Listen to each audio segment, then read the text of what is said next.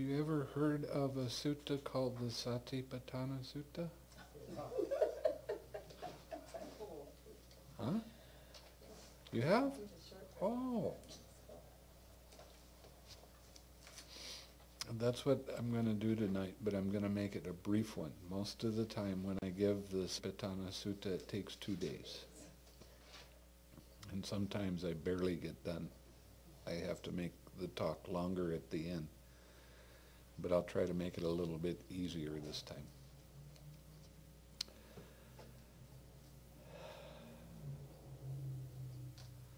Thus have I heard on one occasion the Blessed One was living in the Kuru country in a town of the Kurus named Kasasadama. There he addressed the monks thus. Monks, venerable sir, they replied, the Blessed One said this.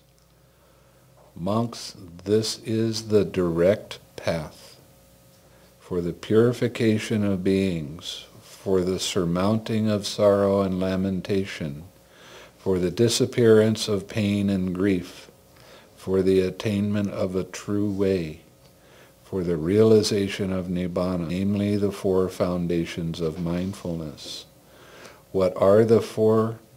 Here, monks, a monk abides contemplating the body as a body, ardent, fully aware and mindful, having put away covetousness and grief for the world. He abides contemplating feeling as feeling, ardent, fully aware and mindful, having put away covetousness and grief for the world. Covetousness means greed, holding on, and grief means dislike. He abides contemplating mind as mind, ardent, fully aware and mindful, having put away covetousness and grief for the world. He abides contemplating mind objects as mind objects, ardent, fully aware and mindful, having put away covetousness and grief for the world. Now we're going to go into the contemplation of the body, and this is the first part, is mindfulness of breathing. Now, that's not what I'm teaching for most of you. What I'm teaching for most of you is loving kindness. But the last 2 sentences in the mindfulness of breathing also holds true for loving kindness. And how, monks, does a monk abide contemplating the body as a body? Here a monk gone to the forest or to the root of a tree or an empty hut sits down, having crossed his legs, folded his legs crosswise, set his body erect and established mindfulness in front of him. Ever mindful he breathes in, mindful he breathes out. Breathing in long, he understands I breathe in long. Or, breathing out long, he understands I breathe out long. Breathing in short, he understands I breathe in short. Or, breathing out short, he understands I breathe out short. Now, did anyone hear me say nose, nostril tip, upper lip, or abdomen? Oh, good. You're paying attention. Why?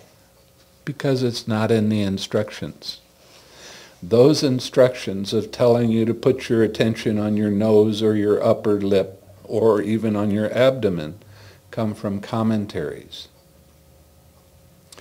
It just says you understand when you take a long breath and you understand when you take a short breath.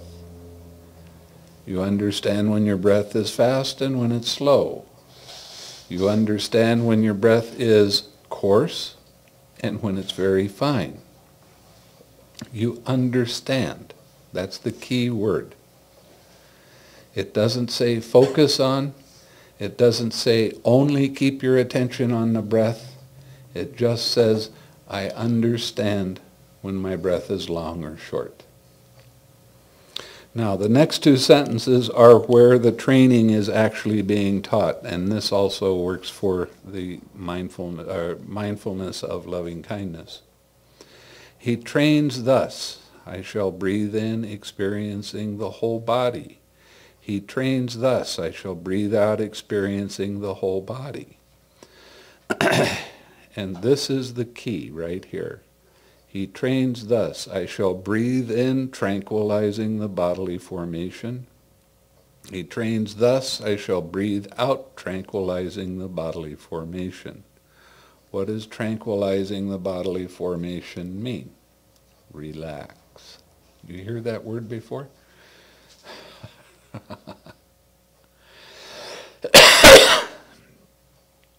Now, I've been practicing meditation for 35 years. For 20 years, I practiced straight vipassana. I went to Burma. I was there for almost 3 years, doing very intensive meditation, watching the rise and fall of the abdomen. At no time was I ever told to relax anything. This statement is the key to the meditation. This is why a lot of people practicing meditation, they get to a certain plateau in their meditation and they don't go any further. If you don't have that relaxed step, that means you're not letting go of you're not letting go of craving. And what is craving? Craving is the I like it, I don't like it mind. Now, in terms of dependent origination, you have a good working I, and there's color and form. The good working I hits color and form, I consciousness arises. The meeting of these three things is called eye contact. With eye contact as condition, eye feeling arises. We're not talking about emotional feeling. We're talking about either pleasant feeling, painful feeling, neither painful nor pleasant feeling. With I feeling as condition, I craving arises. When the craving arises, it causes tension and tightness to occur in your head and in your mind.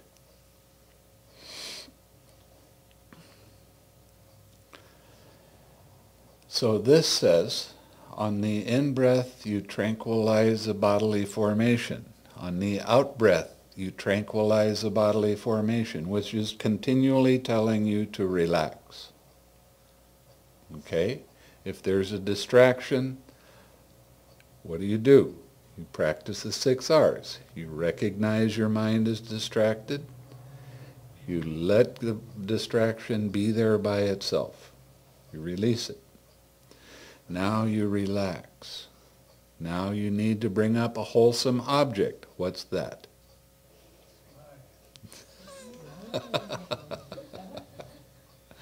Smile. And then come back to your object of meditation and stay with your object of meditation. Now with the mindfulness of breathing, your object of meditation is the breath. You understand what the breath is doing. That's what the instruction said. And relaxing. Now if you cut out that relaxed step, you're not letting go of craving. When you talk about the Four Noble Truths, the first noble truth, there is suffering. We don't have to have anybody tell us that one. We already understand there's suffering in life. The next time you stub your toe, tell me it doesn't hurt. It's suffering. The next noble truth is the cause of the suffering. What is the cause of the suffering? Craving. Then there's the third noble truth, the cessation of suffering. Every time you let go of craving, there is the cessation. Now, I've been telling you a lot about this over and over again. You have to use the 6 R's. You continually use the 6 R's. Any kind of distraction that causes your mind to go away, you have to allow it to be there, relax, allow it to be there, release it, relax, smile. Why do you need to smile? You need to bring up something wholesome. The smile is an important part of the practice. I mean, all of the Buddha images smile. Why can't we, right? The artist is telling us that we're supposed to be smiling because it's a happy state. Too many times people get caught up in suffering. I went to a very fancy meal. When I was in Burma, I was invited by this big monk to go with him because it was a special occasion. They gave him the best food. I mean, this is top of the line, best food that they could possibly afford. And as he was eating it, he was saying, dukkha, dukkha, dukkha. Well, to my way of thinking, that's wrong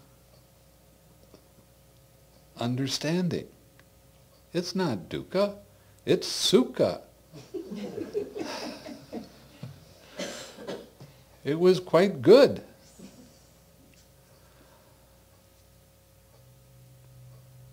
It's real important to understand that when you let go of this tension and tightness in your head, right after you do that, right after you relax, there's a moment where your mind is exceptionally clear, very alert, and you have a pure observation of the present moment. And then you take that pure mind and bring it back to your object of meditation. That's important. Now, the way that I was taught, and the way that probably 95% of the people in the world are taught to do meditation.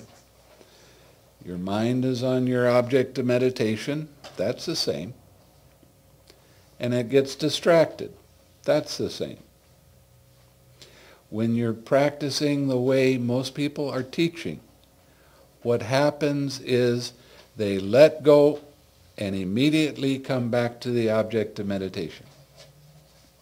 And what are they doing when they do that? They're bringing craving back to their object of meditation.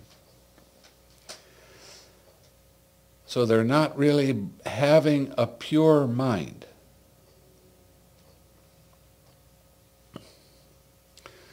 Now, a lot of people that come and practice with me have been practicing with other people first. And most of the time they're practicing mindfulness of breathing. But what I tell them to do is, I don't want you to do that meditation now, I want you to do loving kindness. And you should hear them complain. Oh, I get so peaceful and calm when I do the breathing meditation. And I just kind of shake my head and say, yeah.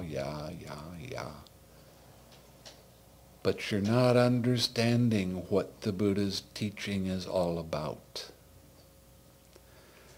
When they get deep enough in their one-pointed type of concentration, the depth of their concentration stops hindrances from arising. Okay? They won't arise. And they say, well, I have a purified mind now. As long as they have Is there a Kleenex around here? As long as they have, that's good, their good concentration while they're sitting, that's right, their mind is purified. They don't have any hindrance arise.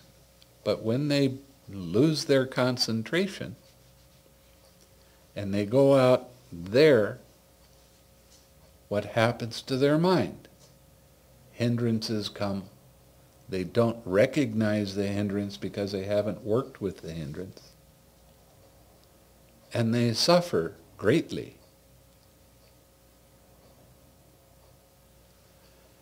This is one of the reasons that a lot of people will get to a certain place and then they'll say, well, this meditation doesn't work.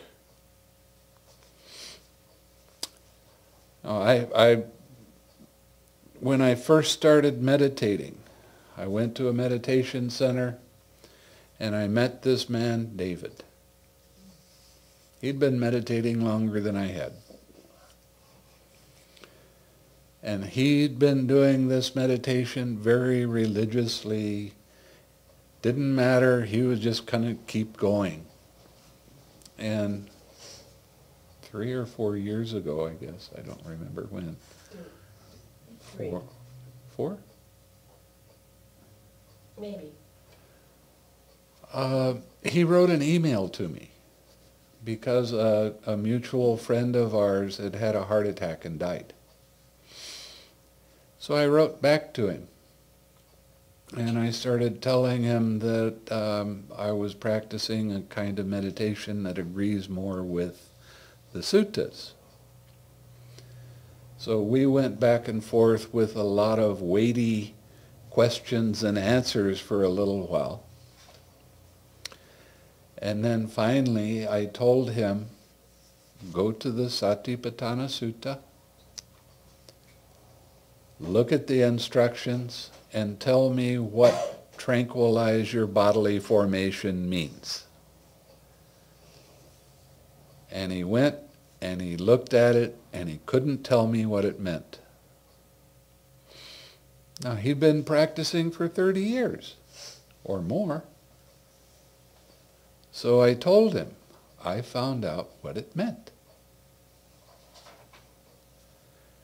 So I said, why don't you try doing some loving-kindness meditation?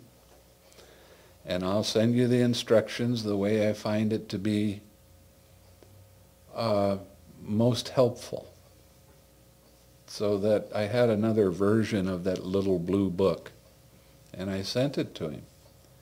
And he came back and he said, well, that's not the way that it's being taught. And I said, yes, I know. But this works. So he decided he'd try it for a little while. Now, because he'd done so much meditation, he had great concentration. In a short period of time, he experienced a jhana. And he wrote back to me, and I could tell by the way that he was writing that his eyes were real big. He was surprised. So we kept writing back and forth with all the philosophical things. He was one of the only people that I'd ever met that had read the entire Tipitaka. Yeah, he knew a lot. He didn't understand it very well, but he knew a lot. So we would go back and forth with quoting different things, and I always came back to the Satipatthana Sutta and the instructions in the Satipatthana Sutta. And I said, you have to understand that there is tightness that you've been ignoring in your head. You haven't seen it there before. And now I'm showing you where it is. And I'm showing you that it's there. And I'm saying this is what the way you recognize craving. Simple. Tension, tightness in the head. You relax it, it's not there. Whoa! Now your mind is clear.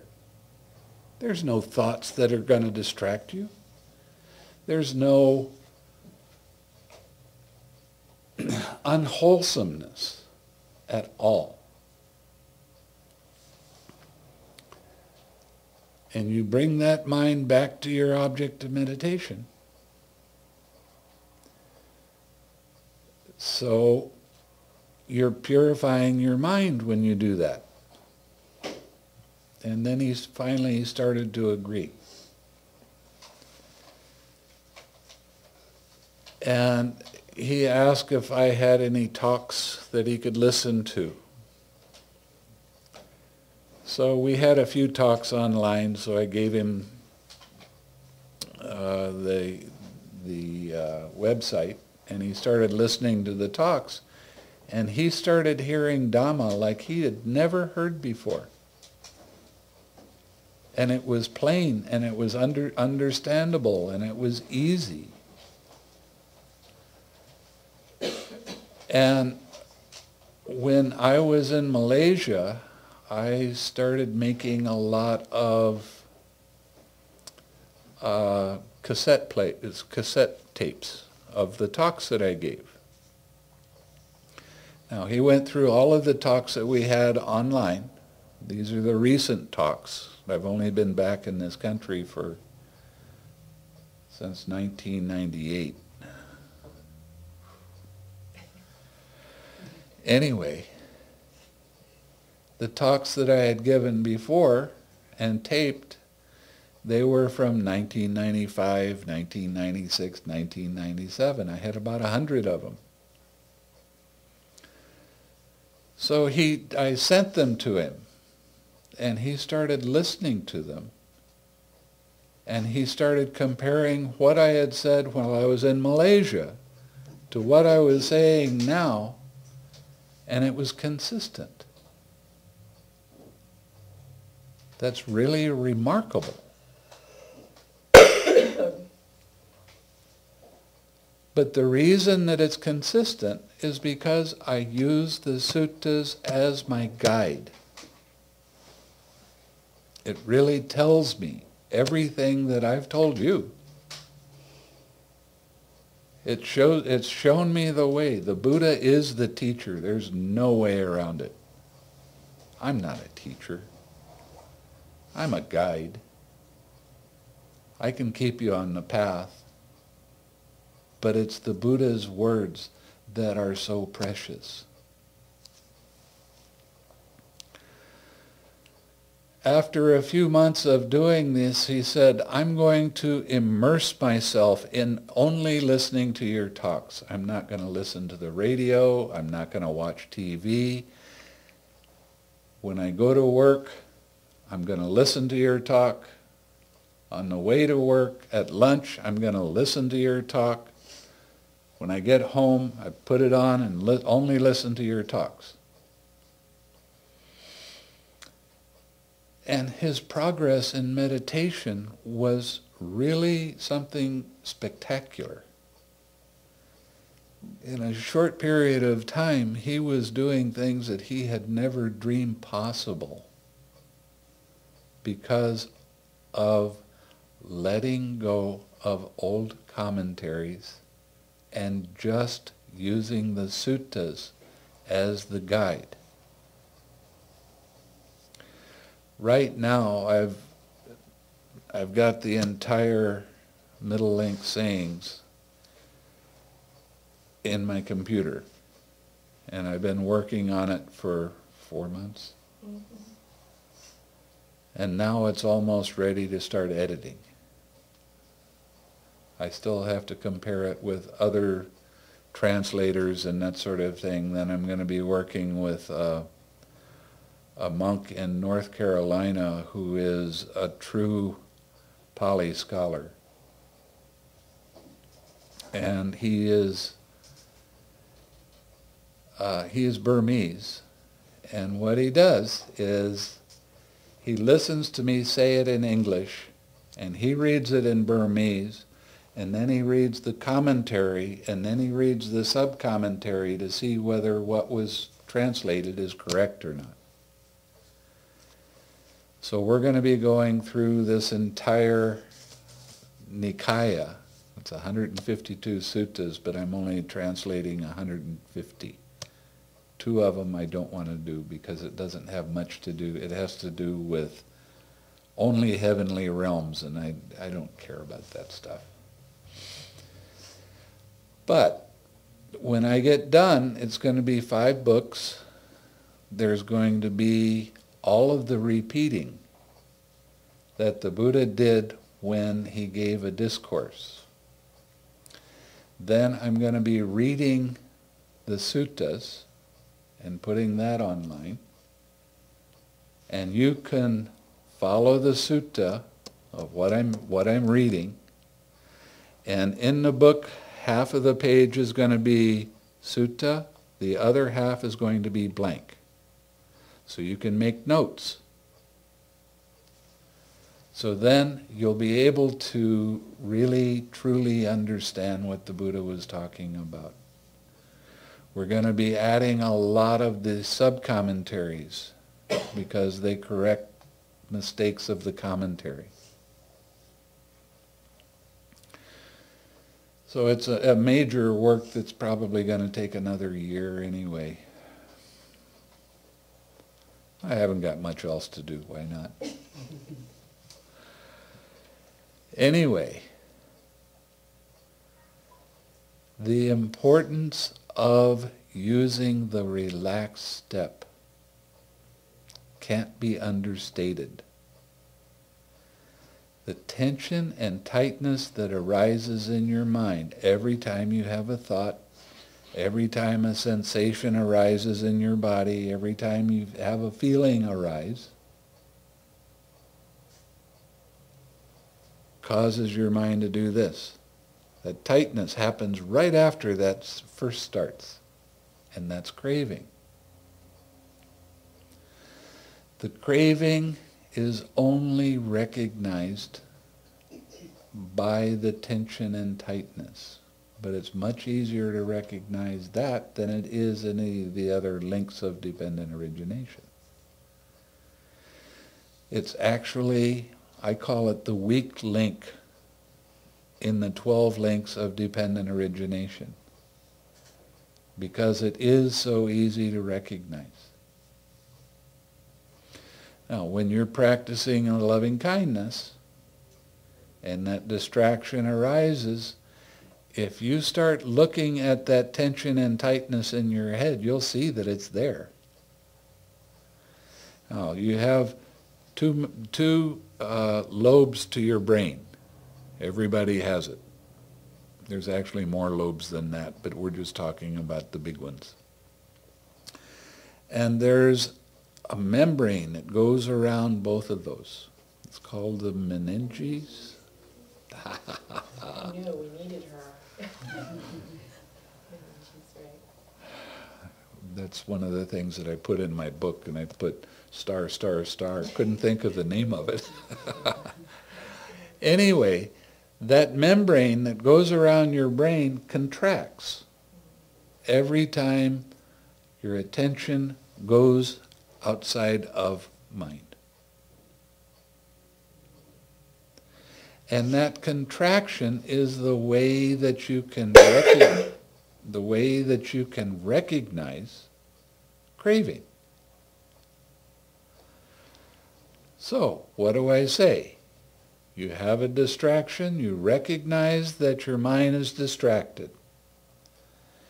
You let the distraction be there.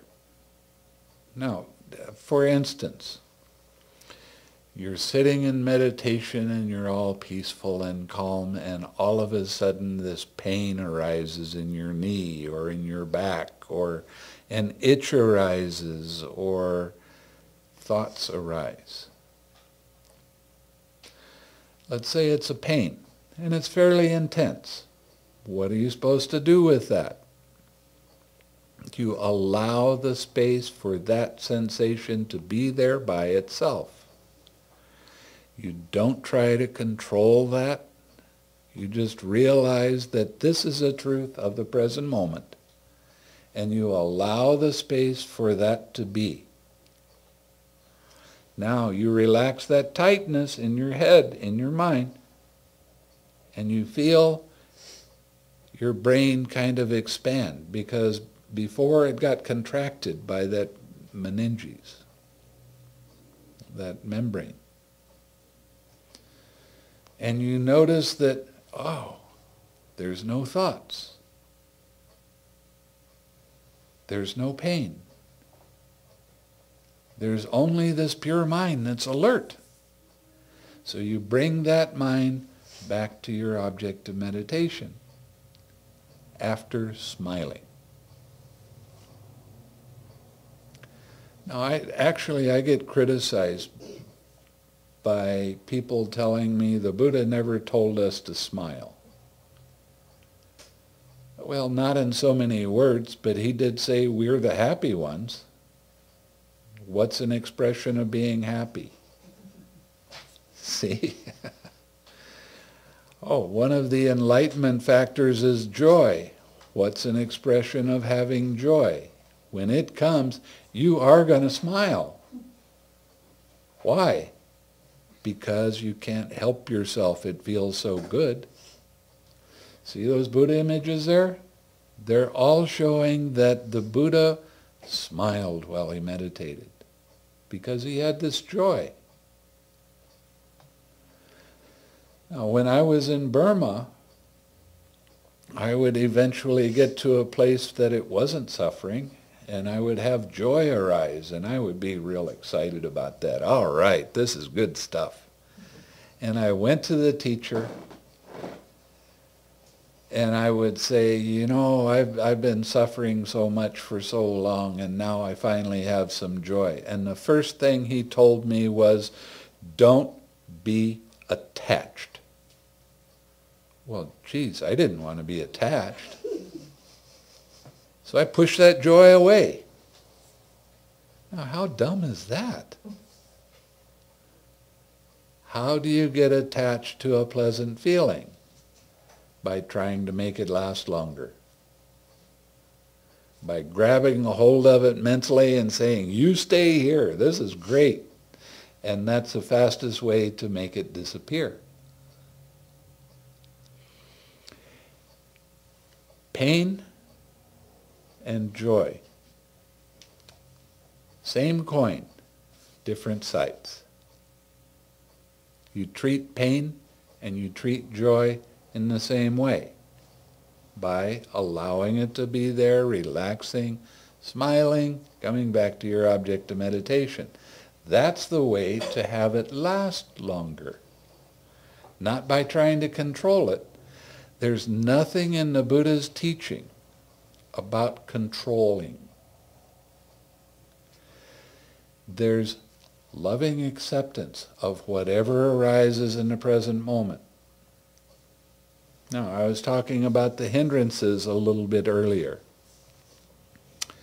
There's 5 of them, generally speaking. You have lust or greedy mind. I like it. You have hatred, aversion mind. I don't like it. You have sleepiness and dullness. I'm sleepy. I can hardly walk. I can hardly do anything. You have restlessness and anxiety. This is a very painful hindrance when it arises. Now, most people, if they don't have any mental development, when they sit down, you'll notice that they have trouble sitting still. Their eyes moving around. Or you'll see somebody shaking a leg. That means that there's restlessness in their mind. Restlessness arises as a painful feeling. And when you move, then you don't see that so much. And that relieves it for a short period of time.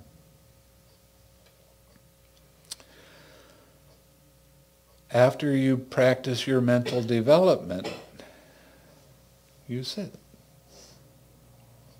You stand. You look around.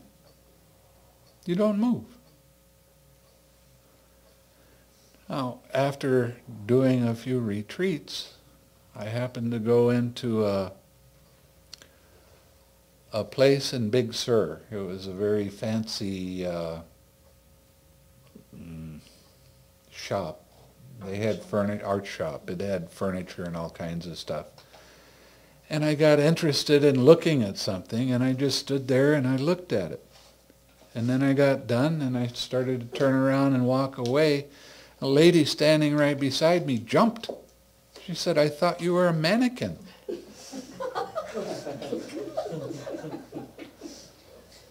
But I didn't have any distractions.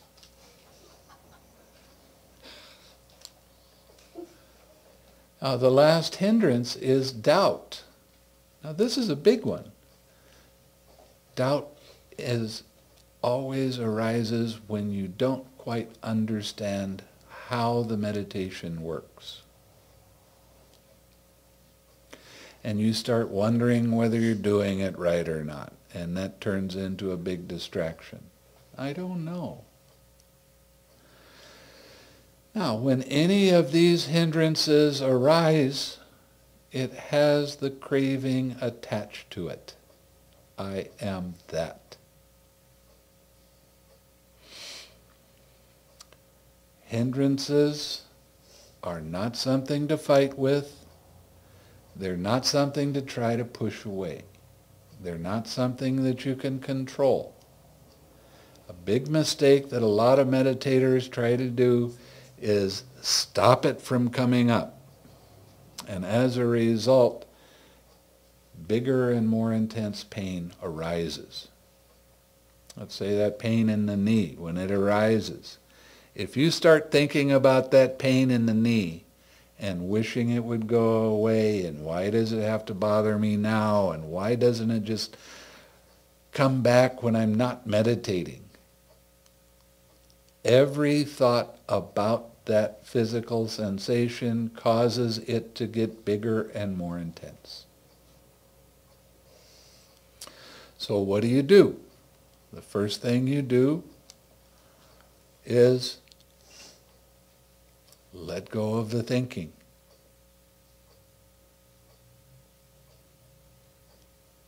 Relax. Now you'll see a tight mental fist wrapped around that sensation. I don't like that. I want it to stop. I don't want it to be there. But the truth is, when a sensation arises, it's there. Isn't that profound?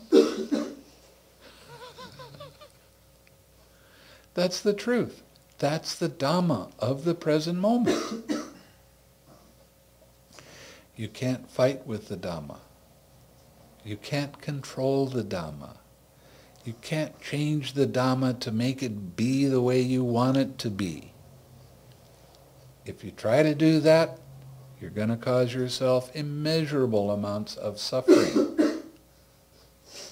A lot of people try to think the feeling away. But feelings are one thing and thoughts are something else. The two never meet. So it's kind of fruitless. This is why many people that get depressed wind up getting worse and worse for periods of time until they finally go to the doctor and say, "You've got to give me some drugs to take care of this. This is horrible stuff." And then it dulls their mind out so much that they can't really function in the real world. Now, how does depression arise? Painful feeling arises. I don't like it. Then you have the clinging. What is the clinging? All of your thoughts, all of your opinions, all of your concepts, your story about why you don't like this feeling. And then, where the emotional turmoil starts happening, is what we call your habitual tendency. Every time that kind of feeling arises, I always do this with it. And as it says in Dependent Origination, there's a lot of sorrow, lamentation, pain, grief, and despair. It's painful. But you keep doing it because you don't understand how the process works. What I'm teaching you right now is how to recognize that and not get caught by it. Painful feeling arises. Tightness in your mind, tightness in your body. Lots of thoughts, lots of stories about why you don't like it, and then your habitual tendency. Well, I always try to do it this way. Don't know any other way of doing it. And what happens? That painful feeling gets bigger and more intense until it turns it into an amazing emergency. I just can't stand this. Then you run to the doctor and get some medicine to take care of it.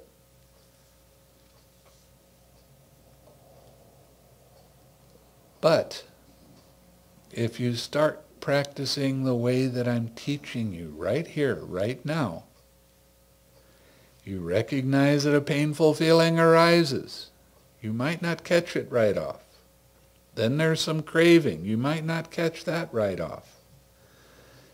Then there's a bunch of thoughts and your habitual tendency, your emotional state, and trying to control control the feeling with your thoughts.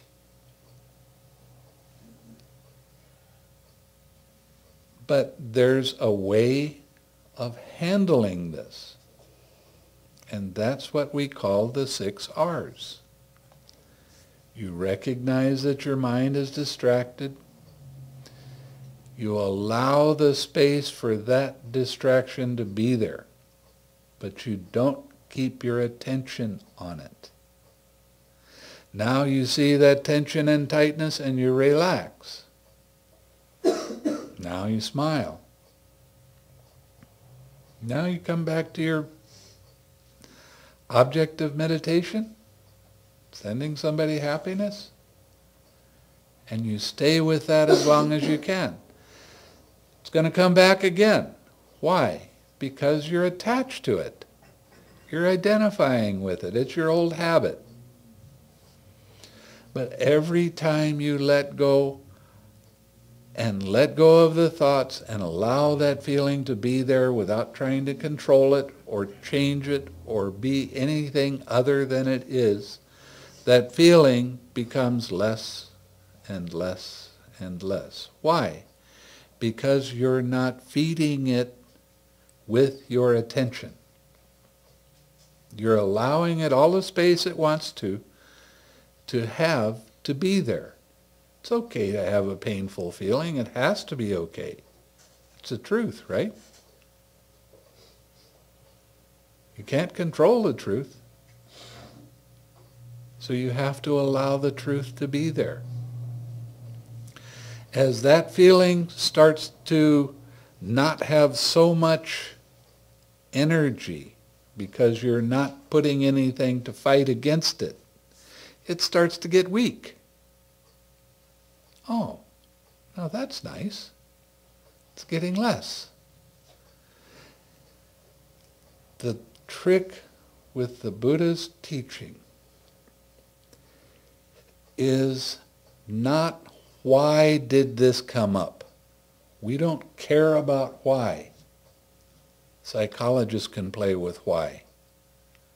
The Buddha's teaching is, how did this process work? How does it arise? What happens first? What happens after that? What happens after that? And when you're able to start recognizing that, then you can start letting it go.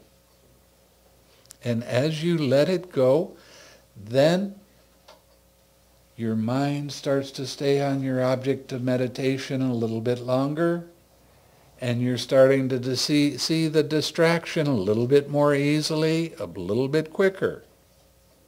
You're letting go of a hindrance. Now the hindrances are rather interesting because we have an expression in America, when somebody's down, you kick them.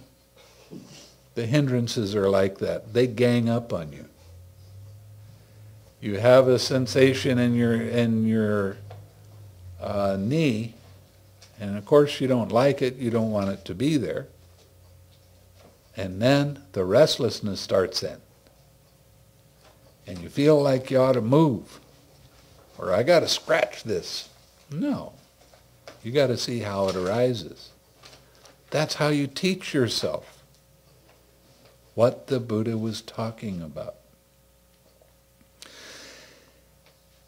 The Buddha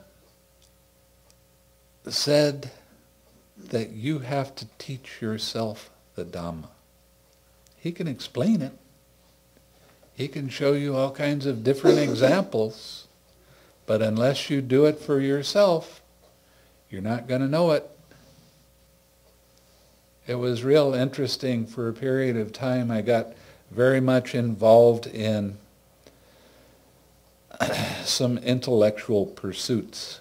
So I was around a lot of very intelligent people, and they'd read a lot about Buddhism.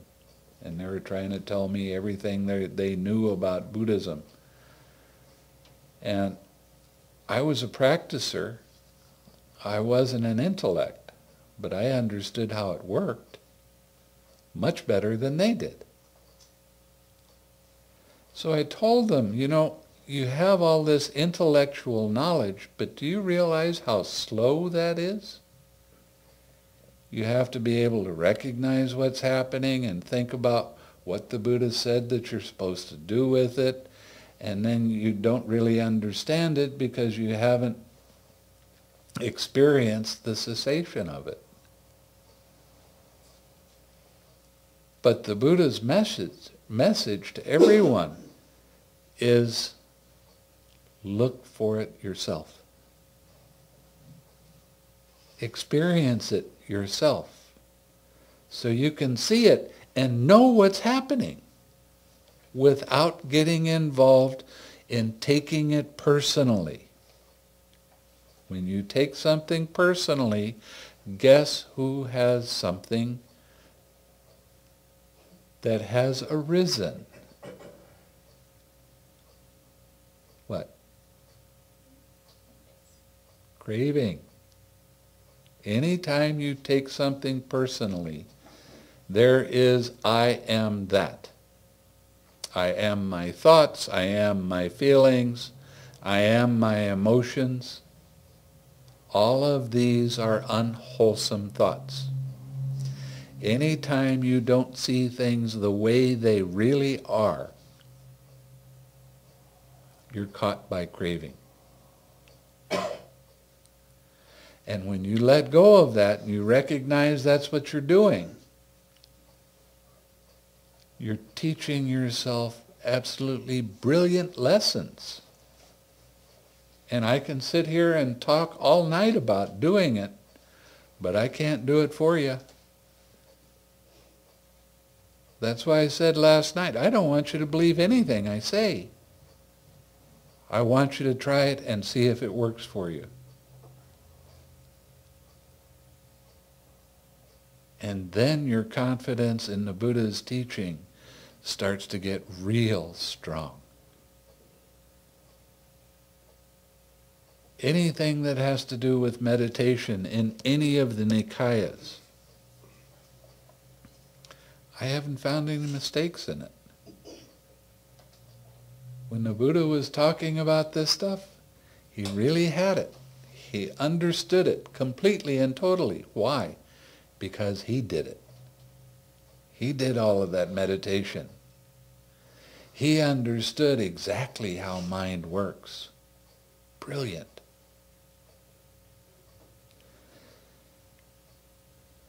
You know, there's some question with a lot of monks about what the Buddha did for the 6 years that he left the house and then he became an ascetic and wandered around. He was looking for the way to get rid of suffering for everyone. And he saw in his own mind something that's really brilliant. Everybody's mind works exactly the same way. Now, if you were all Americans right now, your mind would be going, no, my mind isn't the same as a Thai's or Sri Lankan or Burmese.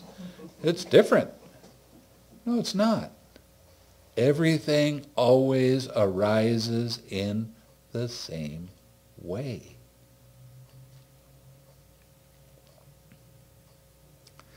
For every human being. And you can see it in some animals that things arise in that way too.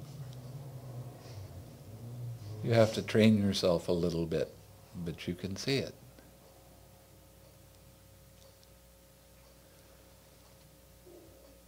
So we have to be able to see and recognize that tension and tightness in our mind and in our body. And we have to learn how to let it go. And as you do that, your mind becomes more clear. You actually become more intelligent. When I was in Malaysia, there was this lady that I was teaching. And every other week she would go to visit her brother-in-law or something that was very much a Christian. And they would get in some kind of philosophical debates. And she'd come back and tell me what they talked about, and I'd just sit there and go, okay. But as she started going deeper into meditation, he started noticing that she was becoming more intelligent. She was understanding how mind worked. And finally, he mentioned to her, why is it that Buddhists are all so smart? And she came and asked me, why are we so smart? I said, because we're Buddhist. Because we understand how mind works. It doesn't have anything to do with religion. It has to do with understanding. And the more you understand how the process of mind works, the more intelligent you become.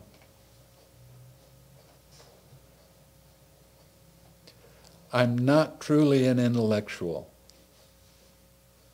I play at it sometimes, but my mind is not that sharp. Sometimes you can ask me a question about something and I don't know the answer. And I'll come out and tell you, I don't know. But what happens with my mind is I have a very deep thought, deep thinking. I can think about something in a very deep way, and I'll try every angle I can think of to see it. And when I do that, I know everything about it. So you might ask me a question. I might not have the answer for a day or two, but all of a sudden the answer is there. So I'll look you up and say, okay, this is your answer. This is how it works.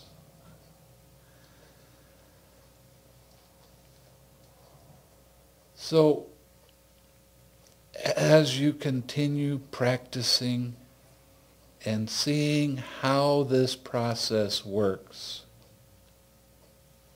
you start letting go of little annoyances.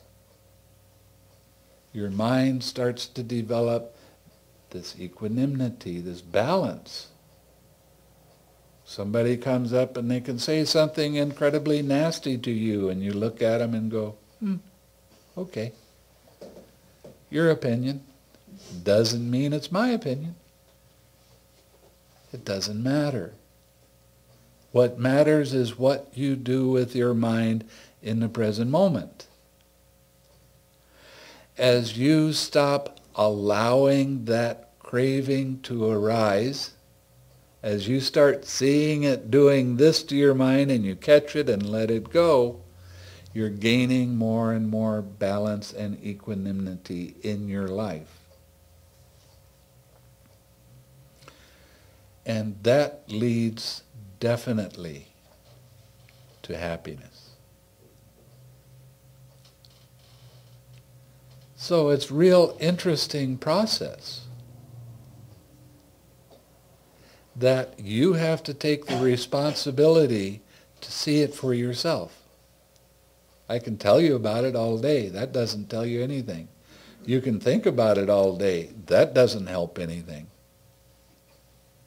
When you have the direct experience, all of a sudden there's a lot of, oh, wow, that occurs. I was telling Kema a few years ago that I wanted to start making a magazine, Buddhist magazine. I have trouble getting published because everybody has different ideas of what Buddhism is, and when I bring in the suttas, they don't like it so much. So I was thinking, well, we'll just make our own. And I wanted to call it, Oh, Wow.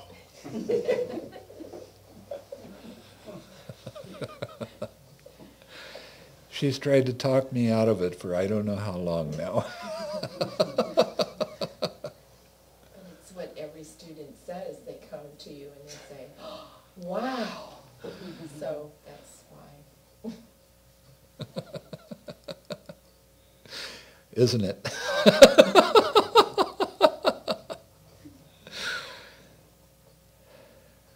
Why is your progress faster with this kind of meditation than it is with any other meditation you've ever seen? Because every other kind of meditation you practice doesn't let go of the craving. And because of that, it leads to a different way. The end result isn't the same as what the Buddha was talking about. This is one of the reasons it's called the middle path. Now, when we talk about the middle path, everybody thinks about the Eightfold Path, right? Well, I truly love the Eightfold Path, but I don't like the language of the Eightfold Path very much. When they say in Pali, they say sama, it's always translated as right. But if something is right, then there's something that's wrong. That means you're looking at black and white, right? And the Eightfold Path isn't black and white. So I don't really like the word sama in there. So I put the English word harmonious. Now that gives you different degrees of color that you can see with, okay? Now the Eightfold Path, the way it's generally translated into English, is right view or right understanding, right thought, right speech, right action, right livelihood, right effort, right mindfulness, and right concentration. I've changed all of those words because it helps with your understanding a little bit more. The first one I changed from right understanding to harmonious perspective. Now, what's it talking about with harmonious perspective? Harmonious perspective is seeing that everything that arises in your mind and in your body is part of an impersonal process. Every feeling that arises in your body, every emotion that arises, it's actually arising because from your past actions and the conditions, it arises right now. What you do with what arises right now dictates what happens in the future. If you, let's say you're hammering a nail and you miss and you hit your thumb, there's pain, right? Because the conditions are right for pain to arise. What do people normally do when they hurt their thumb? Curse, jump around, shaking their hand. Oh, I hurt so much. I hate that feeling. I wish I wouldn't have done that. Now, let's take a look at that. Who hurt their finger?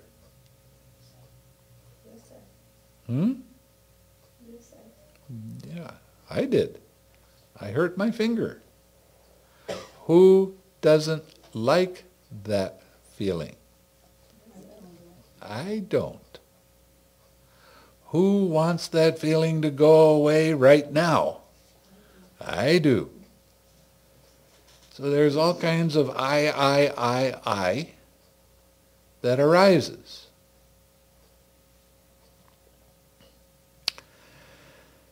Now, we're going to go back to the pineal gland,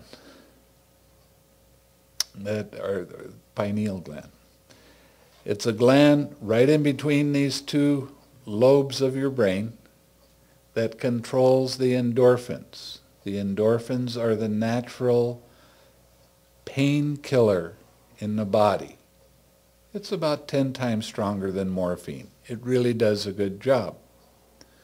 What stops that from releasing those endorphins so you don't have that pain? Anger. Identifying with that pain. Trying to control that sensation with your thoughts. Disliking that whole situation. As a result, this is scientific, it's really for real. This is the way it works. As a result, the pain gets bigger and more intense, and it will last for a lot longer than you can believe. Maybe even a week or week and a half later, you still have that pain. When you hit your finger and pain arises, you have a choice of what you do with that. You can hate it or you can love it. When you have pain that arises in your body, what's your body trying to tell you to do? To hate that feeling and try to make it go away? Or is it saying and crying out to you, hey, love me? That's really what it's trying to do. It's trying to tell you. It's giving you this message. I need love right now. I don't need your anger. I don't need your dislike. I need to be loved because this hurts. Being a carpenter in my younger days, I went through this quite often, but I understood how mind worked. I would hit my thumb and I would go, wow, that hurt. And then I would start sending loving kindness to it. Just surrounding that whole thing with love. And in a minute or two, all those endorphins that were trapped because of the hatred are released because there's not that tightness. And I go back to work and I forget about doing it. Now this only takes a couple minutes. and I don't feel the pain anymore. It's fair enough. That works well. So, at the end of the day, somebody will look at my finger and say, "Oh, it's black and blue down there. You really got yourself a good one." Then I go, "What?" And I look down and go, "Oh, yeah, I did, didn't I?" No pain, no throbbing, no not being able to pick things up and do things with my hand. It all depends on what you do in the present moment and whether you take it personally and try to control it or allow it to be there by itself and love it. Another example. Where I live, I have a wood-burning stove. And sometimes I'll put a piece of wood in and something will happen and I'll have a burn. Well, burns hurt. So I look at that and start radiating loving kindness. And within a minute, all the pain is gone. It heals in a day. Doesn't even leave a mark. So I decided, this is an interesting experiment. I'm going to try doing this, not sending any love to it, and see what happens. I'd burn myself, it would blister, it would hurt, it would last. I'd have a big mark across here, and it would last for 2 weeks. When I practiced loving kindness on it, next day I couldn't even see where I got burned. Now what does that tell you? How to practice loving kindness? How not to take it personally and curse at it because it isn't the way I want it to be?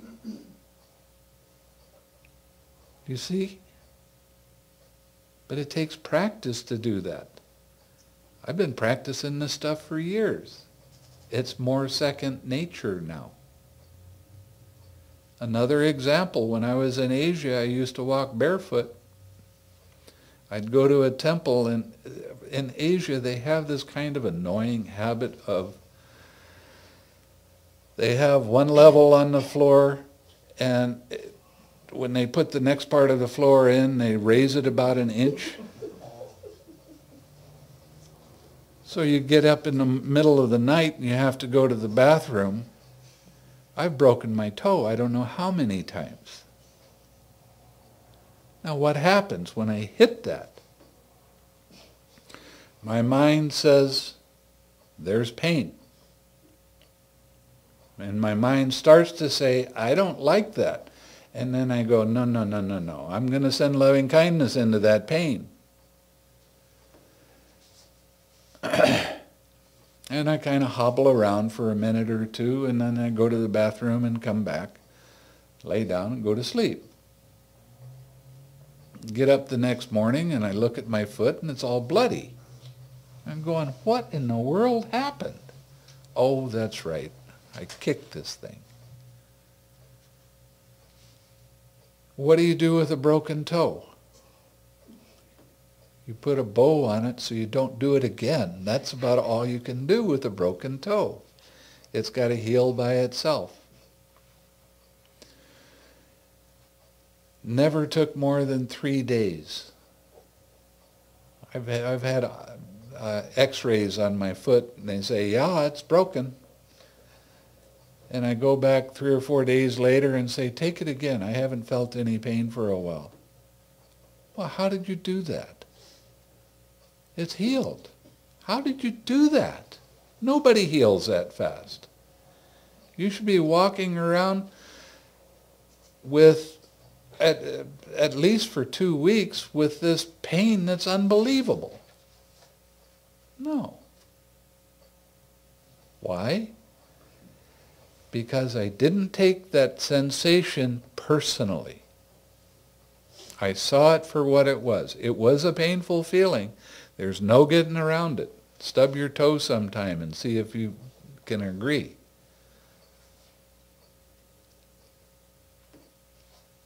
But I allowed it to be there by itself, and I started sending loving kindness into it. I didn't take it personally. I didn't try to control the pain with my thoughts. I allowed that pain to be there and sent love into that sensation. And allowed the space for it to heal itself. So when we're talking about harmonious perspective, the perspective is that everything that arises, it doesn't matter whether it's a thought or a feeling or a sensation, you see it for what it is. Now you say, well, I'm in control of my thoughts. You sit in meditation and you think about somebody that did something and it got you mad. All of a sudden you're sending loving and anger thoughts to that person.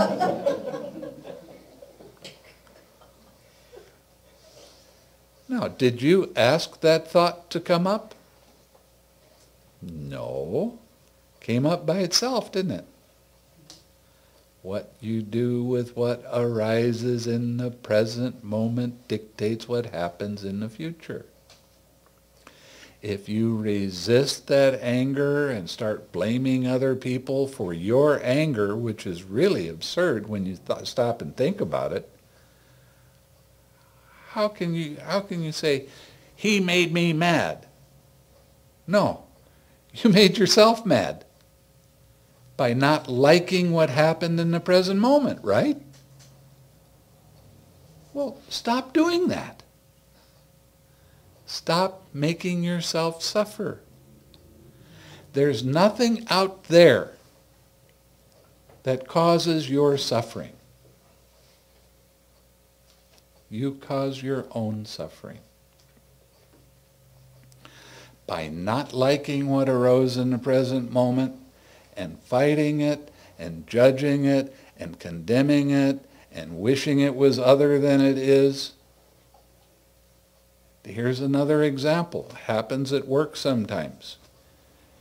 You start your day off, you feel great. Walk in and the boss walks up to you and he's not happy about something and he starts yelling at you. What do? Start yelling back at him, right? You start disliking him, right? You start saying things, you're taking his anger, you're making it your anger, and you're throwing your anger back at him. So you say things that you wish you hadn't have said and done things you wish you hadn't have done, and then he walks away. What do you think about? What that no good so-and-so said. But another thing that happens, and this happens with couples quite a bit, they both start talking at the same time, and neither one can hear what the other one's saying, but you think you can. So you know what you said, and boy, I'm right. And the other person says, well, I told them this is what I said was right. And then you walk away from each other and you start justifying that. They said this and I said that. Oh, I should have said this to them. I'm right. They're wrong. And then that same series of thoughts happens again, just like it's on a tape deck. Same words, same order, everything. Who's attached?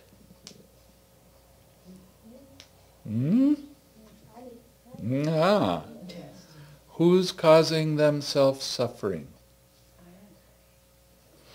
Can you blame the boss for your suffering? Most people try. But that's not taking responsibility for yourself, right? So here's another way of being able to handle it. You get up in the morning and you're happy. You walk into work and the boss starts yelling at you, and you see him suffering, or her, it doesn't matter. And instead of listening to what they're yelling about, you start radiating loving kindness to that person because you see them suffering. Now, an interesting thing about a fight takes two. When there's only one fighting, that fight disappears pretty quick, doesn't it? Then you can calmly say, okay, what's the real problem here? Let's see if we can solve it. And then when you walk away from that person that was angry, your mind is bright. Your mind is alert. You're ready for whatever else happens.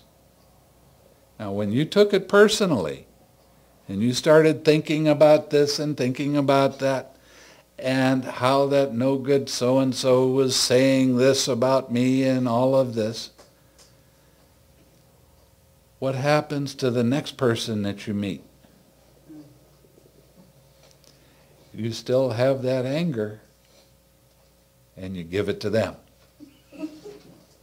You give them your dissatisfaction. You give them your dislike. How are you affecting the world around you?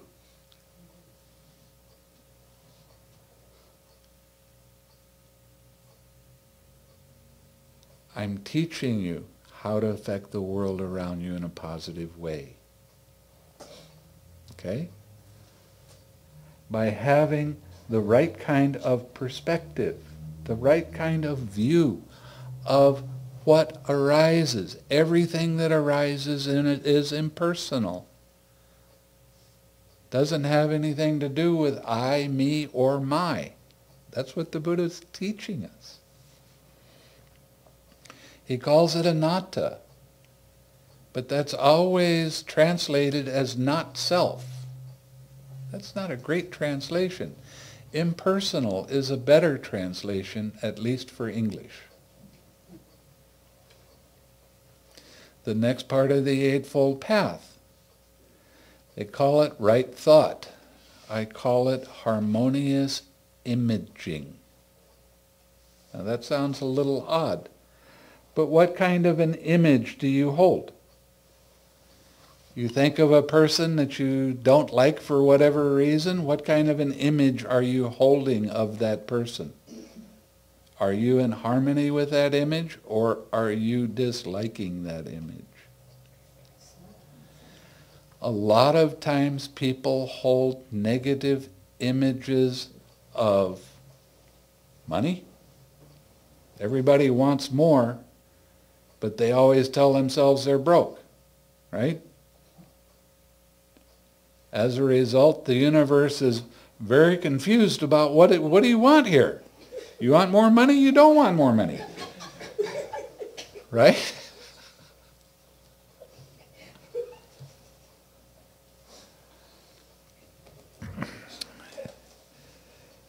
The image you want to hold of yourself and the world around you is one of loving kindness, one of happiness, one of joy.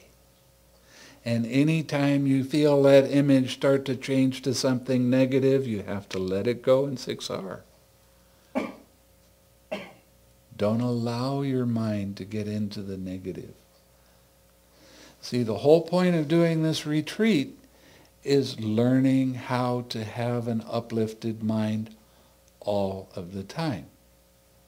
When I started giving the instructions in the retreat, I said, I don't care what you're doing. You got to smile. Why do you have to smile? Because when you smile, your mind has a tendency to be more uplifted. And you can see when you lose that smile and how you get pulled down. And you see the pain you cause yourself by holding this negative image. Now the next part of the Eightfold Path is called right speech. And I changed that a little bit too. I call it harmonious communication. Now, when you stop and think that the Buddha taught the Eightfold Path to the first 5 ascetics, that he was directing that Eightfold Path towards mental development. Now, who do you spend more time with than anybody else? Yeah, yourself.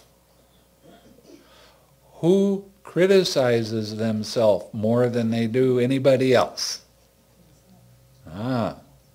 Is that an uplifting, wholesome kind of communication?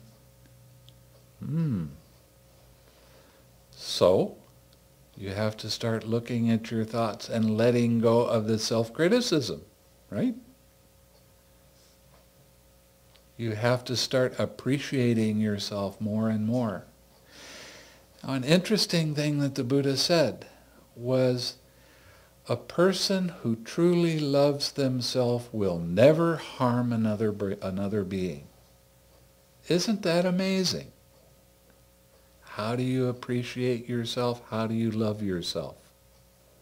By letting go of those negative, unwholesome thoughts about yourself. The worries, the anxieties that I should have done it this way, I should have been better than I was, I shouldn't have done that. You start letting all of that go and start appreciating your good qualities. And you'll be surprised how much easier you are to get along with other people when you do that, because you start noticing that in them. You don't notice the negative qualities, you start focusing more on the positive qualities. How are you affecting the world around you? Now, the next part of the Eightfold Path is called right action. It's always defined in the suttas as not killing, not stealing, not having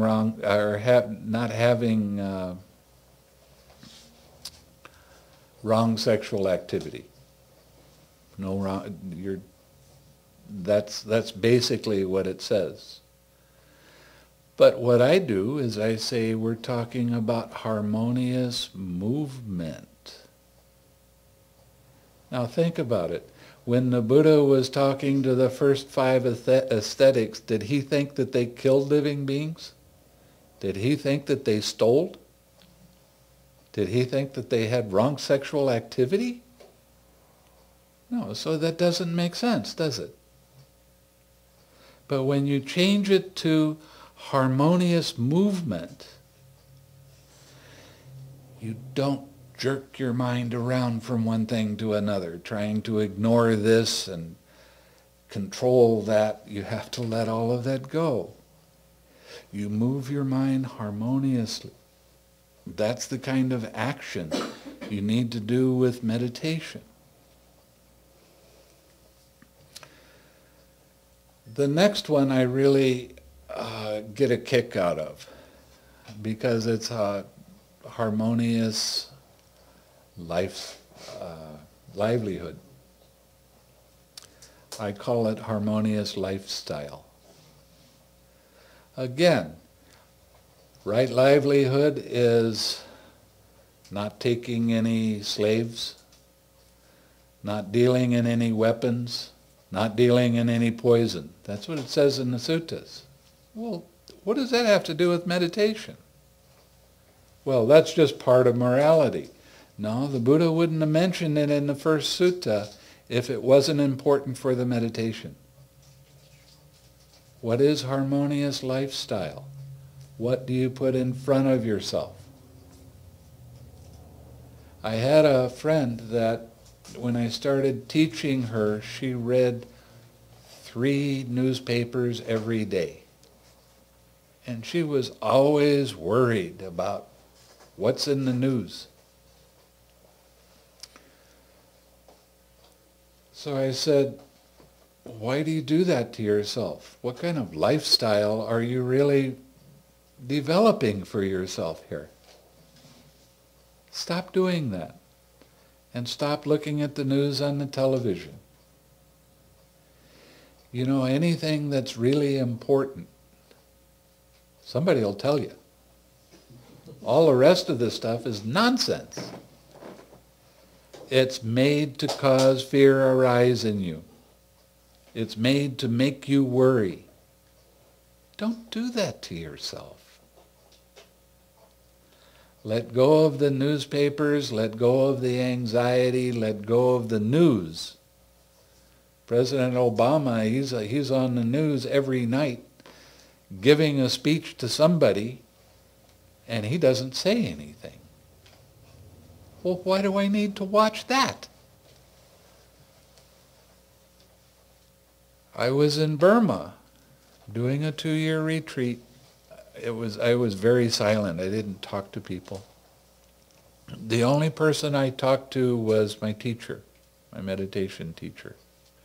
And I only saw him once a day. I didn't stand around and listen to what anybody else said. This was in 1990 when Russia fell. I didn't know about it. I didn't know about it till 1992. I was a historian. I missed the biggest thing of last century. And I started thinking, oh, what a sad thing that is. And then I started thinking about how does it affect me? Nothing's changed. Doesn't affect me at all. Well, why do I feel like I have to know this stuff? I guess I don't. It's just mental junk.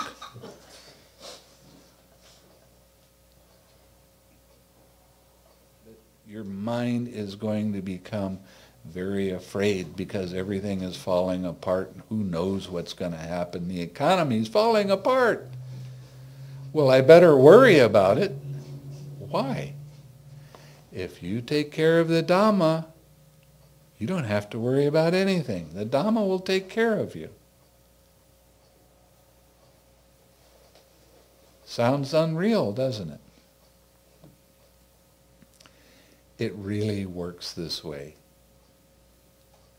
If I want to go someplace in the world, all I have to do is direct my mind to, oh, it'd be nice if I went to Europe. Haven't been there for a long time. It'd be good. Within a month, somebody is giving me a ticket to go to Europe. Why does that happen? Because I take care of the Dhamma. I don't have a lot of worry thoughts. And a lot of people tell me I should be a lot more worried than I am. I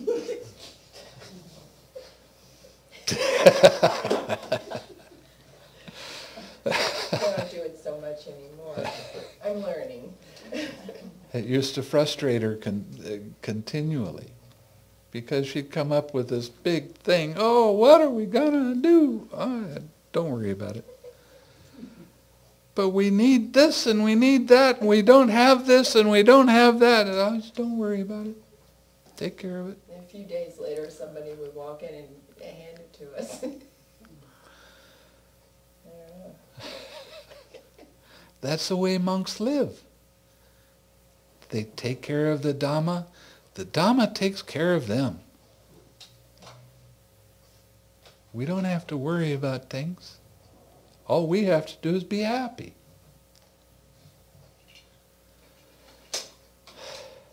Now the next part of the Eightfold Path, they call it right effort. Right effort has 4 parts to it. Noticing when there's an unwholesome state in your mind. Letting go of that unwholesome state and relaxing.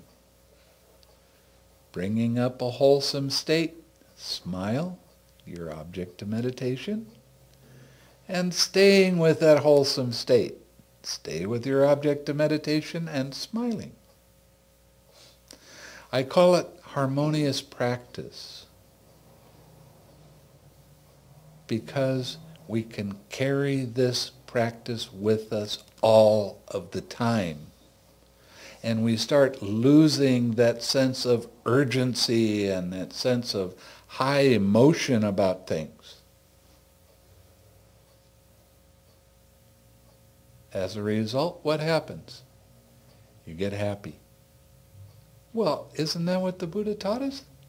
Son of a gun.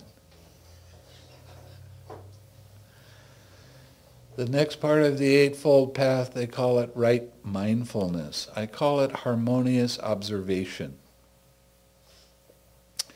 The reason I changed the name of that is because for 20 years I practiced mindfulness practice and I didn't know what mindfulness was. I've read books where there's 40 or 50 pages describing what mindfulness is, and the person that wrote it didn't know what it was. What is mindfulness? It's remembering to observe how mind's attention moves from one thing to another. Simple. It's remembering to observe. A lot of people will talk about mindfulness. Oh, my mindfulness is not good because I did that or did this. No, they don't understand what mindfulness is. When you start talking about observation, it starts to make a little bit more sense. Now, mindfulness, one of the functions of mindfulness is to remember. I read not too long ago, a couple of years ago, in an article, somebody said, well, I want to talk about mindfulness. And they had 4 teachers, and they tried to describe mindfulness. And one of them said, it's to remember, to remember, to remember, to remember.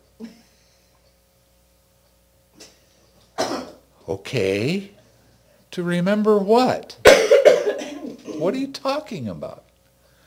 At the end of the article, the guy that was interviewing these 4 teachers wrote, well, I guess we'll find out what mindfulness is and sometime later, because none of them had a clue. Isn't that sad? It's remembering to observe how mind's attention moves. Now, the last part of the Eightfold Path is really kind of tricky because they call it right concentration. And concentration, although it's a correct word, it's a misunderstood word. There's a kind of concentration that's called one-pointed concentration or absorption concentration or ecstatic meditation, where you're taking your mindfulness of breathing and you're focusing only on the breath, right here, and you just focus on that to the exclusion of everything else around you. And eventually what happens is you'll have a sign arise. A sign in this kind of meditation is like a white disc that comes up in your mind.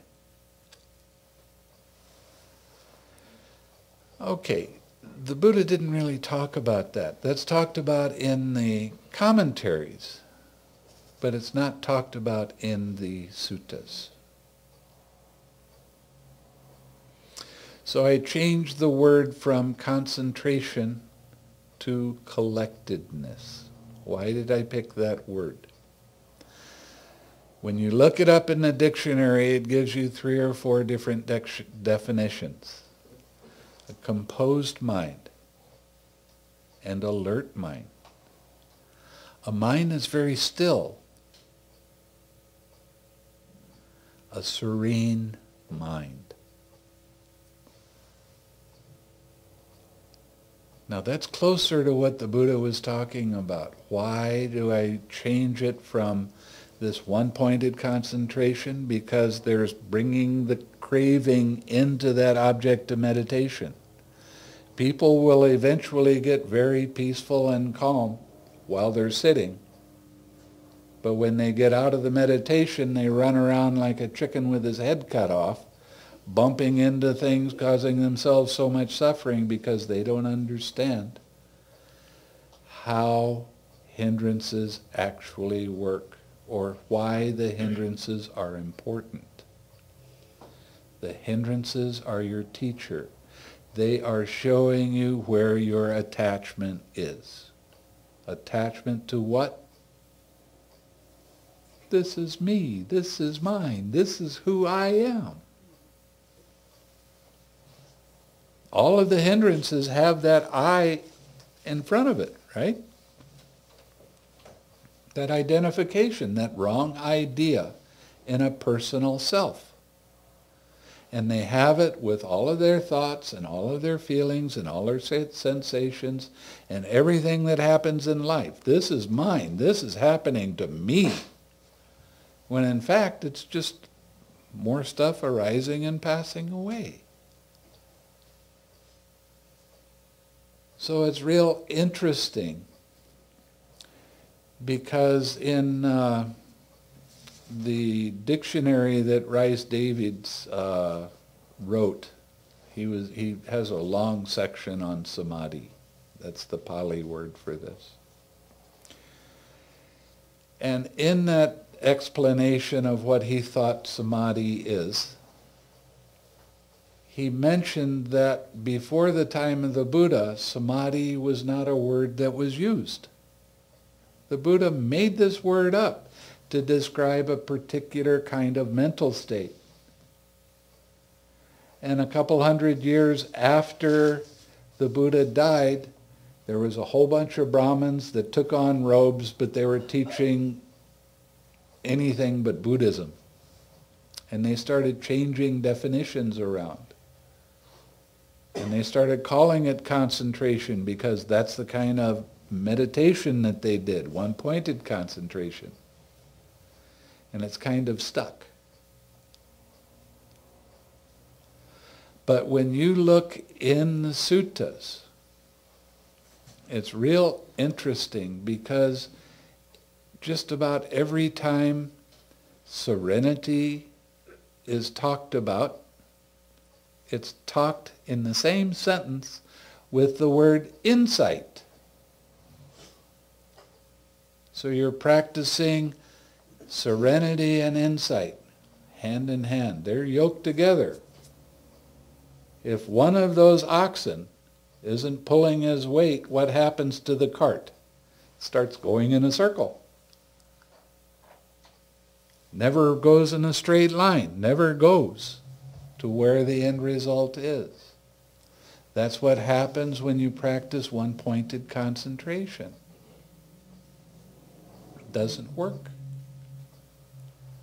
And people now are starting to believe that it doesn't work. We're starting to see a lot of articles about there's something wrong with the Buddha's teaching. It doesn't work the way it says. What are we supposed to do with that? I feel like a little kid in the back of a major group of people jumping up and down saying, I know what you're doing wrong. But a lot of the teachers, they're so attached to the way they're doing it, they won't look to see whether they're making a mistake with their practice or not. They won't go to the suttas and compare what the Buddha was talking about with their own practice. They'd rather go to another teacher that's making the same mistake and compare notes with them. Doesn't work. When you learned how to recognize craving and let it go, there's real freedom there. Sometimes it's only for a brief moment, but it leads to the final nibbana.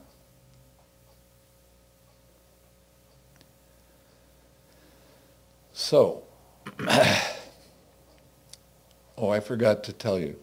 I call right concentration harmonious collectedness. I'm in the process of editing a book that I wrote, and it has a detailed description of that, so probably within the next 3-4 months. 4 months. by Easter time, maybe April or so. Something like We're that. being ambitious by saying that, Well, I think. Probably about April, spring time. Anyway, an interesting thing is when you practice the 6 R's, you're practicing the entire Eightfold Path at that time. When you smile, you're practicing the entire Eightfold Path at that time.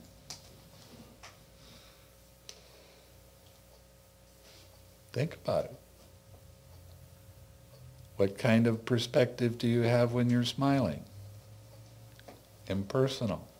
What kind of image are you holding? Wholesome. What kind of communication are you giving to yourself and other people around you? Well, that sounds right. What kind of movement is your mind doing? It's becoming uplifted. What kind of lifestyle are you creating? Not only for yourself, everybody else around you. What kind of practice are you doing? Having an uplifted mind? Well, that sounds right. How's your mindfulness? Very sharp, because you can see when your mind starts to get heavy and you can let it go and start over again.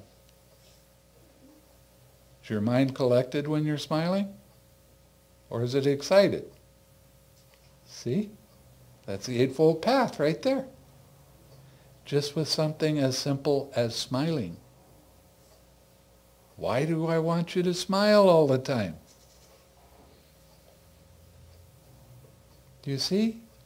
I'm really a sneaky monk. Because I didn't tell you that at first.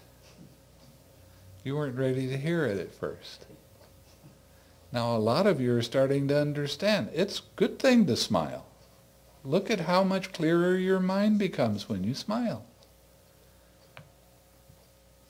You're following the Eightfold Path.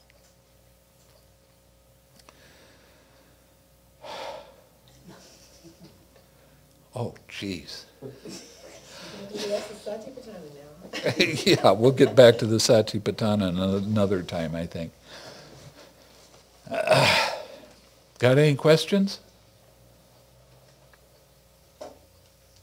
Everybody? Probably I may not have understood correctly, but do you are you not recommending this inhale, exhale, vipassana bhavana, or are you if you recommend at what stage somebody should practice? Well, because it's inherent difficulties that you do not recommend it. Everybody has already developed some degree of mindfulness of breathing, and they've already developed bad habits. So I change your meditation over to loving kindness for 2 reasons. One reason is your progress with loving kindness meditation is faster than it is with any other kind of meditation that the Buddha taught. It makes your face radiant. And it's easier to practice smiling when you're out there. It's hard to keep your mind on your breath when you're out there. So you kind of forget it. But smiling is easy. So that's one of the reasons that I teach it. But this is a kind of insight meditation. And if we had time, I would show you more. Maybe next time I come, I can show you a lot more. But it's a mindfulness practice. It's an insight practice. And actually, it was talked about more than the mindfulness of breathing was. In the mindfulness of breathing in the suttas, it's only mentioned 8 times. There must be 100 suttas about loving kindness. I never sat down and counted them, but I know in the Anguttara Nikaya there's lots of suttas on loving kindness, and it's kind of sprinkled throughout all of the other Nikayas. So it doesn't supplement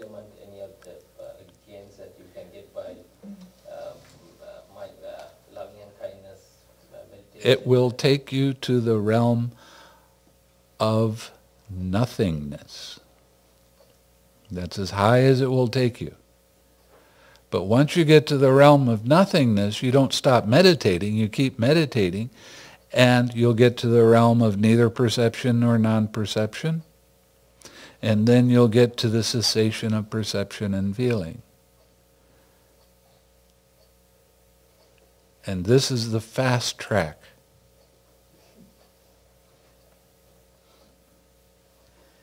I'm used to giving a retreat and seeing everybody, if they follow the directions, get into a jhana in the first 3 days. Sometimes it's faster than that, depending.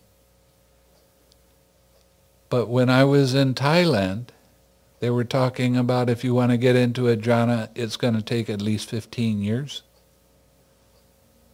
And I'm showing people how in 3 days. Of course, their kind of meditation is such that they are not letting go of the craving. And therein lies the problem. Yeah. Dhammapada, specifically something like the Sahasravaga, states that self-conquest is the best of all conquests. Right. So, I'm trying to connect that to what you just said. Okay, listen. That helps you conquest? Well, that's kind of a harsh word, conquest. And that when you're talking about a self, it gets really confusing.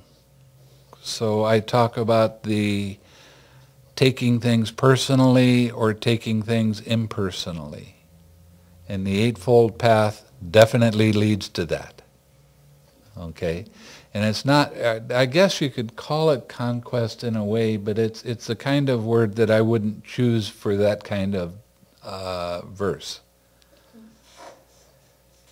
It's more of a letting go, overcoming lobha, dosa, moha, overcoming. You can say conquest, but that infers that there's a pushing away or pushing down of something. And letting go means understanding what they are and not being attached to them anymore. Which, for lack of better word, which is, in a sense, conquest, but you're saying it's more of an accomplishment, or? Yes, it is. It is. Just asked you, there's many other Vaggas in the Dhammapada. I just gave you an example. Yeah. Right. There are, and in this case, Right. he did say it is conquest, the word conquer. It is better to conquer your own mind than Right. conquer a whole army of Yeah. That's Right. right. That's the example he gave. And that's what it means. That's right. So it does sound harsh.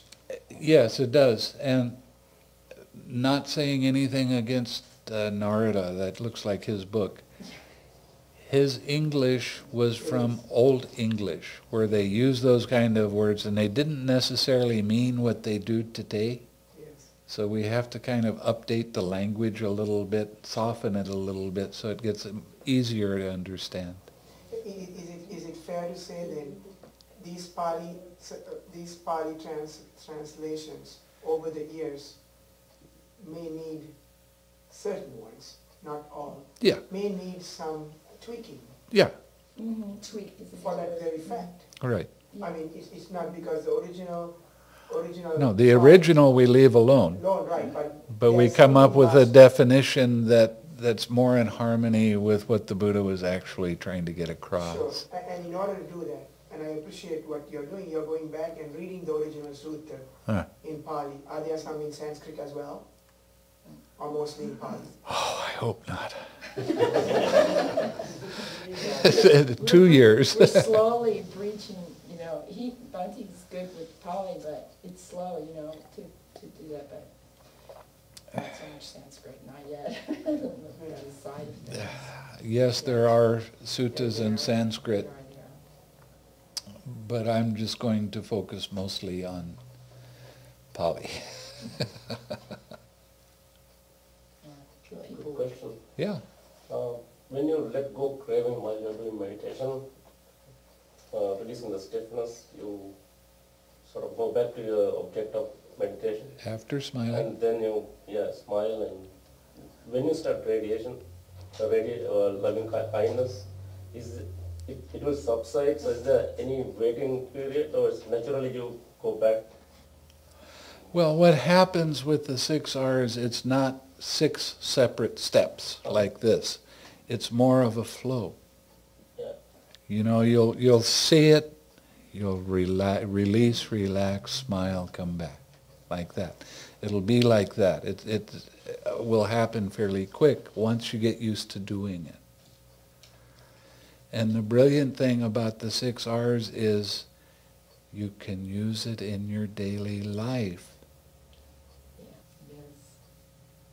Well, a lot of it is because the practice with metta has been a one-pointed concentration.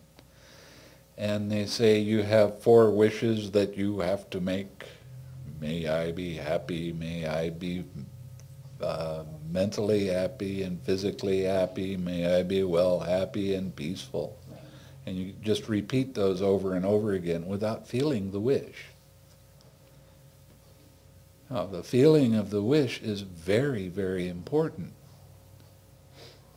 And it takes the meditation away from the one-pointed concentration and puts it back to the tranquility kind of practice that the Buddha taught.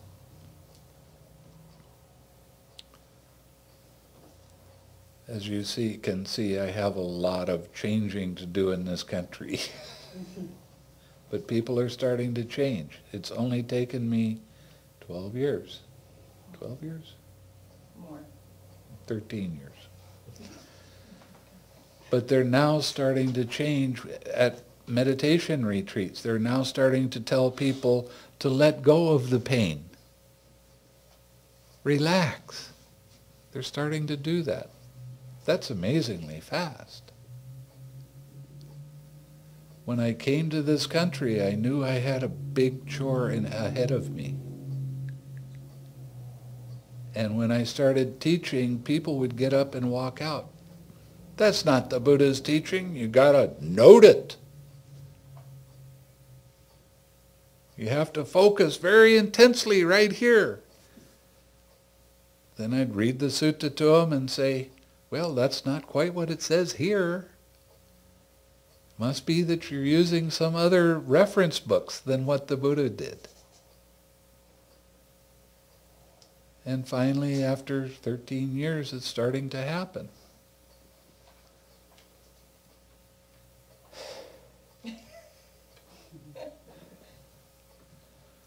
Some of my students tell me that they can't believe how persistent I am, or how brave I am, because of what I've been doing. And more and more people are starting to wake up to the fact that, hey, this really works, and it works well, and it works quickly. When I started practicing Vipassana, I spent 5 years of intense practice figuring out what it wasn't before I could start figuring out what it was. Now, a lot of that was because the teachers I had didn't speak English. And I had to go through a translator, and that's hard. I'd go into a teacher and I'd say, okay, here it is. I had experienced this, and I would tell them exactly what I experienced. And the translator would look at the teacher and give him one line. Wait a minute, you didn't tell him what I told you. And then the teacher would give, maybe 2 or 3 paragraphs worth of instruction. And the translator would look back at me and he said, oh, you only have sloth and torpor. No, don't pay attention to it. Just keep going. Wait a minute, I'm losing something here. It took me a long time to figure out how to do the practice. And then when I was very successful with the practice, I found out it didn't lead to where it was supposed to lead. It had a different end result. Well, insight knowledges are not mentioned in the suttas. Did you know that? Insight knowledges are mentioned in commentaries. And insight knowledges that are taught in Burma, they took the 9 from the Visuddhimagga and turned it into 16. Then they say, well, you're supposed to see either anicca 3 or 4 times very quickly, or dukkha 3 or 4 times very quickly in a row, or anatta 3 or 4 times very quickly, and then you'll have this blackout. And then when you come back, you'll start reviewing all of the insight knowledges. And it happens that way. But that doesn't match up with what it says in the suttas. In the suttas, it says very plainly that if you don't see how dependent origination arises and passes away, you will not experience nibbana. Now they're caught up in impermanence, suffering, and not self. One of the things it says in the Mahavagga is you can see one or all of the 3 characteristics without ever seeing dependent origination. But if you see dependent origination, you're going to see all of those characteristics. What they're doing is seeing just anicca, dukkha, and anatta, and they don't understand dependent origination very well. They don't take it to mean anything other than an intellectual exercise.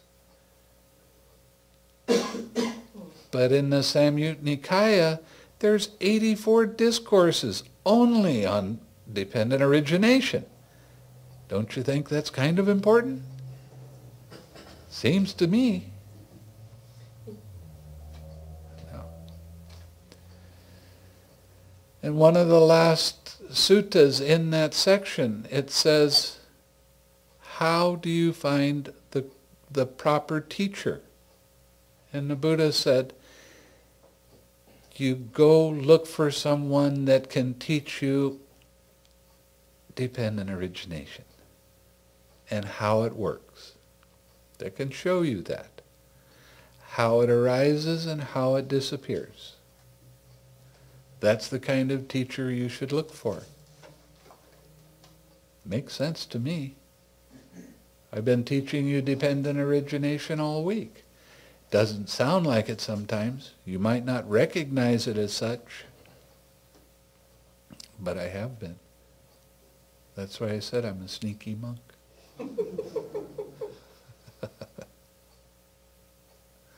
Any other question? Can you explain in the Eightfold Path, you mentioned once actually, that self-criticism not beneficial and so it's general common belief or general understanding is that self-criticism would make you aware of the shortcomings of one's views and would lead to betterment. And even some faith like repentance is like No. so do you think it's, what is your opinion of that? No. It's, I mean, I know you say it's counter, but It's unwholesome because who is criticizing themselves? I am. Who doesn't like what they've done? I don't. Do you see how that craving is the cause of that?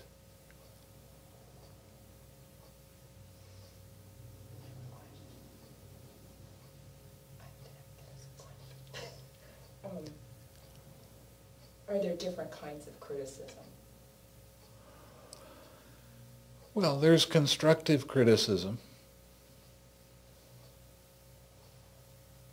When I am around some people that have ideas of what the Buddha taught, and I find it doesn't agree with what the Buddha taught, I might show them where it says that. And that's showing where there's a mistake. But there's no name calling. There's no making it personal. There's just saying, well, I don't know if that's right or not, but why don't you take a look at this and see how you compare with it? Because that's what the Buddha's words are. Yeah, that is constructive. Yes, and being constructive, it's not being critical in the way that you're talking about, because we always cause ourselves to feel guilty about this or that. I should have done better. I should have whatever. But when you see that you made a mistake, you go, okay, I made a mistake. Now let's fix it. Let's not do it this way anymore. You don't have to criticize yourself to yourself because you made a mistake. So critical analysis is different from self-criticism. The easiest example is like your mother dies and you didn't get there in time and you were on the way. This is a personal experience. So you come down on yourself as, I should have done this. I could have been there. I would have done it this way. And then you feel guilty and you carry remorse and you get really down about it and criticize yourself for this. And that's not healthy, not constructive. Right, in it's that not going to help instance, you. yes, that's right. But while states some mistake of yours which could, you could, by like being aware of it, if you could prevent it in the future. You can be aware of a mistake without criticizing the mistake. Without clinging to it. Without clinging to it, without craving in it.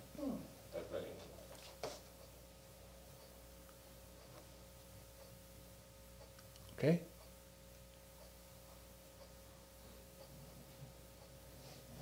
It'd be nice to say that we're all perfect and never make mistakes, but we learn from our mistakes. But you don't have to criticize yourself because it happened that way. All you have to do is say, okay, that was a mistake. I learned from that now. I'm not going to do it that way again. And you're aware of what's right and what's wrong with your job or whatever. You tried this, it didn't work.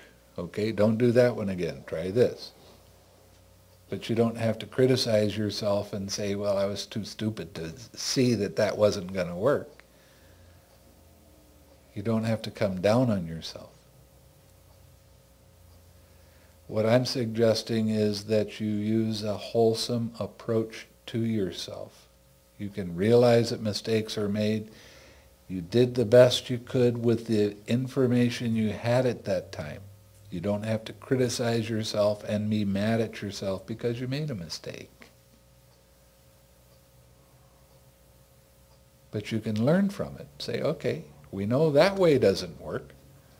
I had a monk friend in Australia, and it was the end of the range retreat, and the monks have to get together and sew a robe.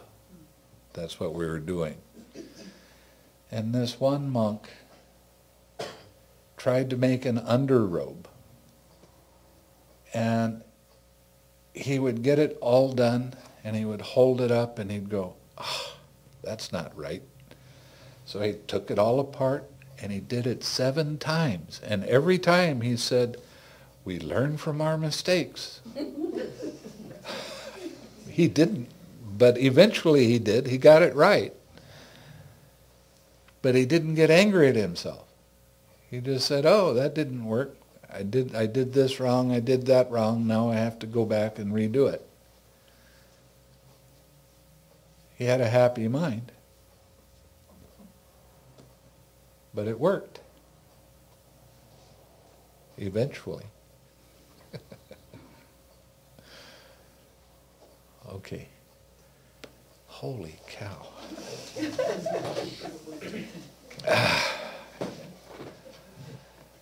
May suffering ones be suffering free, and the fear-struck fearless be.